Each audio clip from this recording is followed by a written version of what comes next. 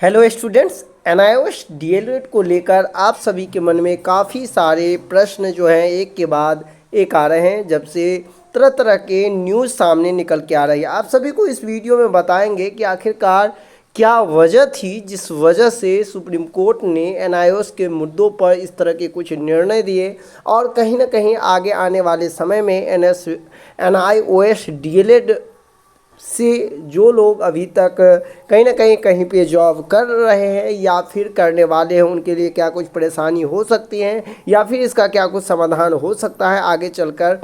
उसी पर हम डिस्कस करेंगे। साथ ही साथ ये भी जानेंगे कि आखिरकार उस समय जिस समय एनआईओएस को लेकर एनसीटी खुद ने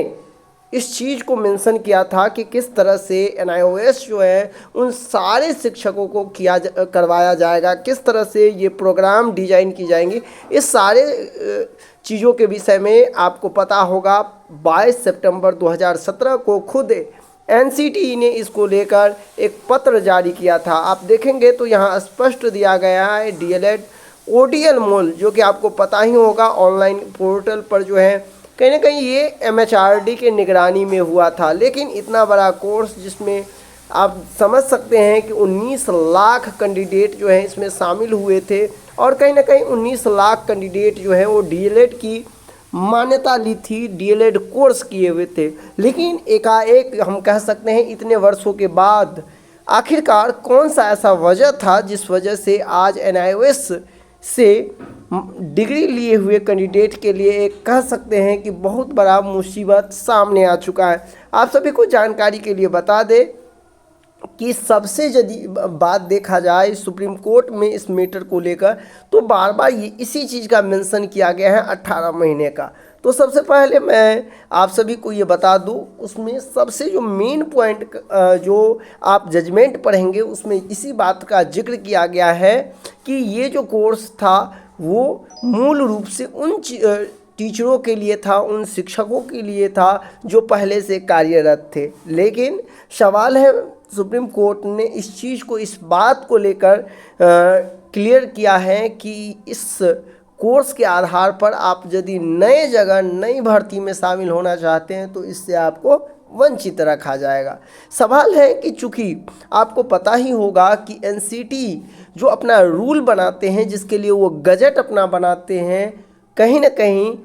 केंद्र सरकार के द्वारा भी वो गजट नहीं बनाया गया। क्योंकि आपने देखा होगा जिस तरह से आपने देखा होगा एमएचआरडी के द्वारा जो है एक सीधे तौर पर पत्र जारी करके, उस समय की हम बात करें 2019 की, जिस समय मेंशन किया गया था, और कहीं ना कहीं बिहार सरकार जो है उसी पत्र के आधार पर आपको याद होगा कि छठे चरण बहाली में सम्मिलित कर लिए। सुप्रीम कोर्ट ने इन चीज़ों को भी देखा कि आखिरकार सिर्फ एक विभागीय पत्र जारी होने से कोई भी कोर्स कैसे वैलिड हो जाएगा। कहीं ना कहीं आप देखे होंगे कि इस बीच में सोशल मीडिया पे भी ये मांग चल रहा है और एमएचआरडी को भी पत्र लिखा जा रहा है कि इस चीज़ को आप गजट बनाइए और गजट के रूप में प्रकाशित कीजिए। यदि एनआईओएस डीएलएड उस समय गजट के रूप में प्रकाशित हुआ होता तो निश्चित तौर पर आज इस तरह संकट नहीं आता। कहीं ना कहीं वही वजह एक हो सकता है जिस वजह से सुप्रीम कोर्ट ने कहीं ना कहीं इन कोर्स से जो अभ्यर्थी डीएलएड किए थे उनको नए भर्ती में वंचित कर दिया। कल आप देर शाम देखे होंगे कि किस तरह से केवीएस ने भी अपना एक नोटिस जारी किया था लेकिन किसी कारणवश पुनः जो है केवीएस उस लेटर को जो है वो साइट से हटा लिए। लेकिन बहुत सारे कैंडिडेट जो है उसे खुद से डाउनलोड किए थे और उसका स्क्रीनशॉट वो भी रखे हुए हैं कि किस तरह से वो प्रदर्शित हुआ था।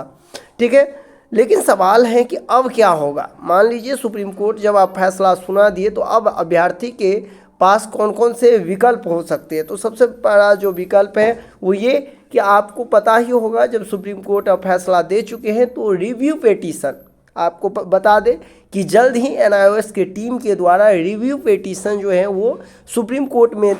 दायर होगा, जिसका आपका कहीं ना कहीं अपडेट मिल जाएगा जल्द ही। इस पे जो है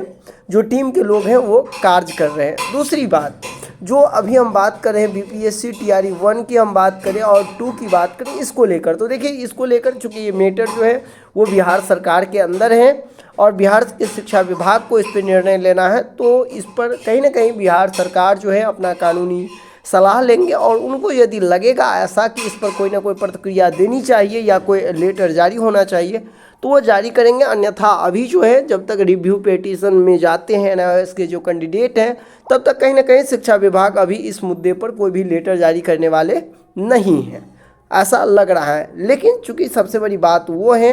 कि NIOS के जो विपक्षी हैं जो कहीं ना कहीं सुप्रीम कोर्ट में केस किए थे वो शिक्षा विभाग को जो है अब लेटर लिखना प्रारंभ कर दिए हैं। कहीं ना कहीं शिक्षा विभाग में वो अपना आवेदन दे रहे हैं और NIOS के जो कैंडिडेट हैं उनको बाहर करने का कहीं ना कहीं वो मन बना रहे हैं। ऐसे में अब देखना होगा कि शिक्षा विभाग इस पर क्या कुछ है। लेकिन जहाँ तक सबसे बड़ी अभी बात है वो आपका रिव्यू पिटीशन, कहीं ना कहीं जो रिव्यू पिटीशन होगा वो सुप्रीम कोर्ट में जल्द आपको उसका जो है अपडेट मिल जाएगा। रिव्यू पिटीशन के बाद निश्चित तौर पर कहीं ना कहीं यदि कुछ उम्मीदें हम कह सकते हैं NIOS के लिए सुप्रीम कोर्ट से यदि आता है तो निश्चित तौर पर उनके लिए एक बहुत बड़ी बात होगा। ये लेटर जो आप देख रहे हैं वो उस समय का लेटर है जब NIOS से DLED के लिए जो है वो लेटर NCT ने खुद जारी किया था। यदि इस लेटर को आप देखेंगे तो यहाँ स्पष्ट तौर पे मेंशन है, यहाँ आप देखेंगे कि 2 ईयर ये कोर्स जो है 2 वर्षों का था, लेकिन इसमें आप देखेंगे तो 6 मंथ का जो है इंटर्नशिप था। यानी कि यदि हम देखा जाए तो 18 मंथ प्लस 6 मंथ और ये मिला यदि हम दे तो 24 महीने का ये कोर्स हो जाता है। लेकिन जिस तरह से इस कोर्स को लेकर ये बात कही जा रही है कि 18 माह का ही कोर्स है, तो कहीं ना कहीं इस चीज़ को इस लेटर से तो यह स्पष्ट हो रहा है कि यह कोर्स जो है 2 वर्ष का था। लेकिन इस कोर्स में यदि आप देखें तो 18 माह और 6 माह यदि इस दोनों को इंक्लूड कर दिया था तो निश्चित तौर पर वो कोर्स अन्य कोर्स की भांति ही 24 मंथ का यानी कि 2 वर्ष का हो जाता है। तो ये लेटर जो है उस समय का लेटर है जिस समय NCT खुद जो है वो इसको लेकर NIOS को इस चीज़ के लिए चयन किया था और NIOS को इसके संबंध में जिम्मेदारी दी गई थी कि आप इस तरह के कोर्स का डिज़ाइन करें और आप तमाम जो पूरे देश के जो शिक्षक हैं कार्यरत उनको भी आप ट्रेंड करने की कोशिश करें, उनको जो है एक कोर्स डिज़ाइन करके उन्हें ट्रेनिंग दी जाए। और चूँकि उसी समय इस तरह की कोर्स डिज़ाइन करने की बात की गई थी। लेकिन अब वर्तमान स्थिति क्या कुछ है वो आप देख ही रहे हैं। जिस तरह से सुप्रीम कोर्ट से फैसला आया है, फिलहाल अभी NIOS को लेकर कहीं से कोई भी खबर नहीं आई है। अपडेट में लेटेस्ट जैसे ही कुछ अपडेट होगा तो निश्चित तौर पे हम आप सभी को ज़रूर अपडेट करते रहेंगे। जैसे ही रिव्यू पिटीशन दायर होगा इसका भी हम इन्फॉर्मेशन आप सभी को देते रहेंगे, या फिर हम बिहार में चल रही शिक्षक भर्ती प्रक्रिया को लेकर यदि कोई ऐसा मुद्दा आता है तो निश्चित तौर पे हम अवगत करवाएंगे। मिलते हैं नेक्स्ट वीडियो में, अभी के लिए बस इतना ही। धन्यवाद।